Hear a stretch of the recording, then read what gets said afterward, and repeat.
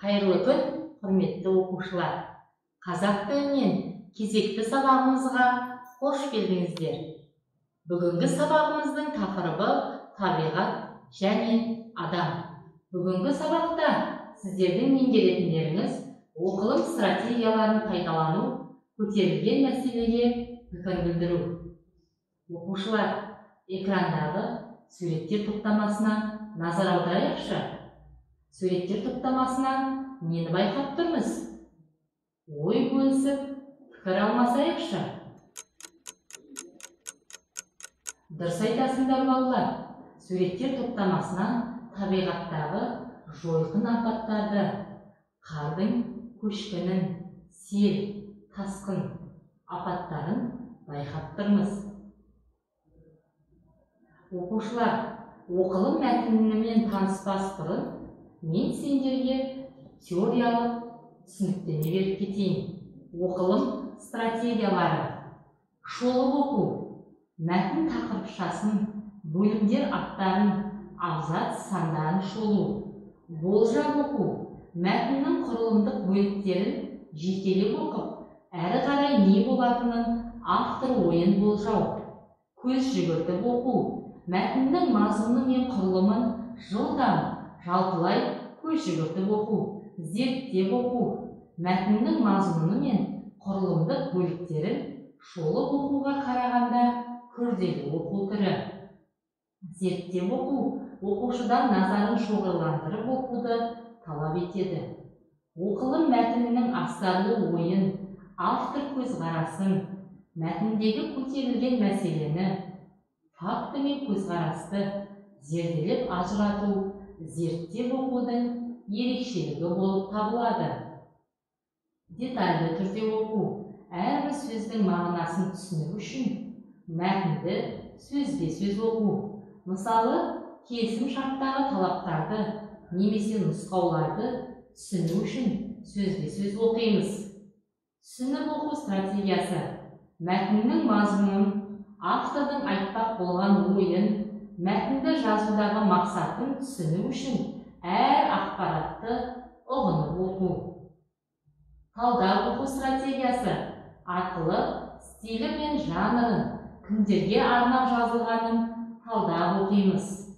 Астын сызып оқу немесе белгілеп оқу стратегиясы арқылы мәтіннің тілін, автордың оқырманмен байланысын анықтаймыз. Комментарий жасап оқу стратегиясы арқылы автордың айтпақ болған ойын, мәтіннің кімдерге арналғандығын анықтаймыз. Мәтінді жазудағы мақсатын түсінеміз.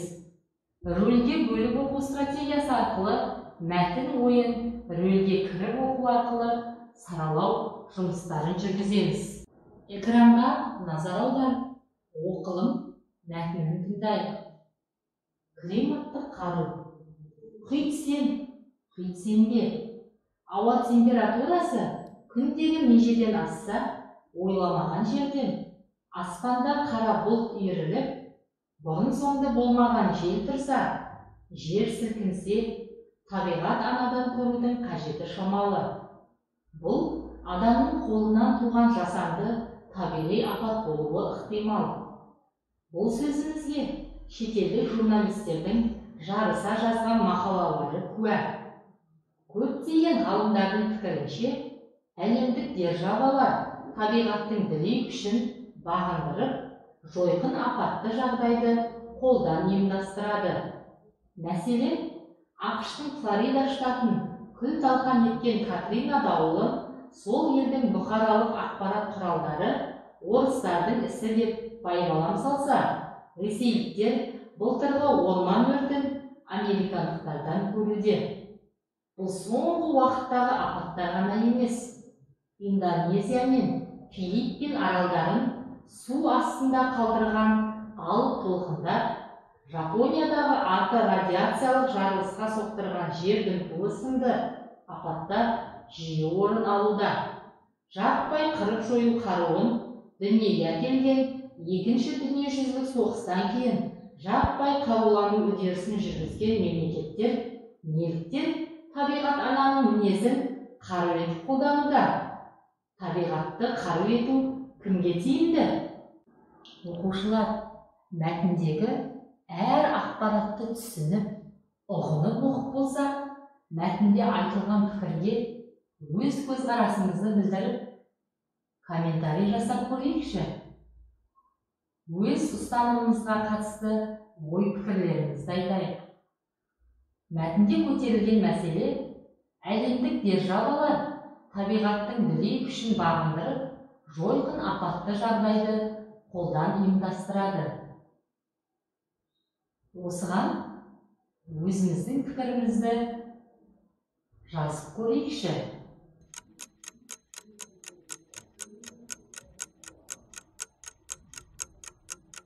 Жарайсыңдар балалар, тапсырманы орындап болса, өзіміздің жауабымызды экрандағы нұсқамен салыстырып көрейік. Барлық балама жауаптар қабылданады. Әрбіріміздің пікіріміз өте құнды. Менің пікірім, меніңше, табиғаттың дүлей күшін бағындыру мүмкін емес. Жойқын апатты жағдайды да қолдан ұйымдастыра алмаймыз. Себебі табиғаттың дүлей күші қаһарын көрсеткенде төтенше жағдай орын алады. Сіздердің де пікірлеріңіз менің пікіріммен сәйкес келетініне сенімдімін. Мәтіндегі ақпаратты 4 сөйлем тәсілін пайдаланып айтып көрейікші.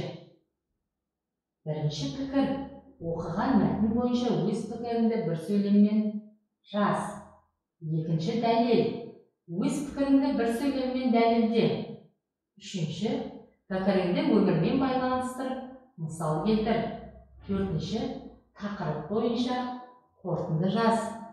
Ойланып көрейік.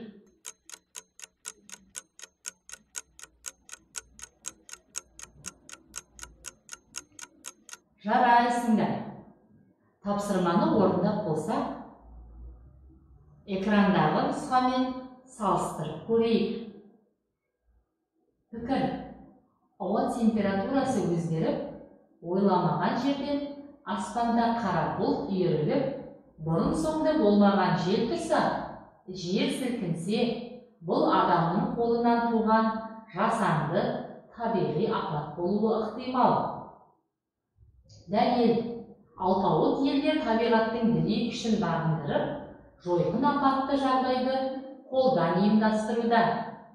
Мысал, Ресейдегі орман өртінің өршуі. Қорытынды. Табиғатты қару етіп қолдану тиімсіз, әрі өте қауіпті екенін естен шығармайық. Сіздердің де жауаптарыңыз экрандағы нұсқамен сәйкес келетініне мен сенімдімін. Сабағымызды қорытындылай келе, бүгінгі сабақта оқылым стратегияларын пайдаландық.